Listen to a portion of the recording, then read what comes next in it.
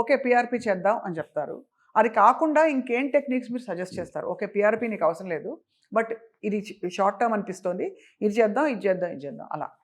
ఇప్పుడు ఇది మంచి క్వశ్చన్, ఎందుకంటే చాలామంది ఇదే అడుగుతుంటారు. కానీ ఈ క్వశ్చన్ పేషెంట్ నన్ను అడగడు, నేను చెప్పే పరిస్థితుల్లో కూడా లేను. ఎందుకంటే పేషెంట్స్ ఇప్పుడు ఎట్లా వస్తున్నారంటే, సార్ నాకు మోకాలు నొప్పి ఉంది, మీరు పిఆర్పి చేస్తానని విన్నాను, పిఆర్పి చేస్తారా లేదు? అలా వాళ్ళే అడిగేస్తారు.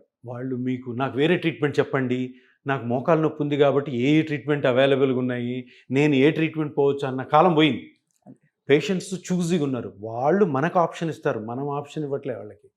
ఎందుకంటే నా పర్సనల్ ఎక్స్పీరియన్స్ తోటి స్టార్టింగ్ డేస్లో ఇలా ఉండేది.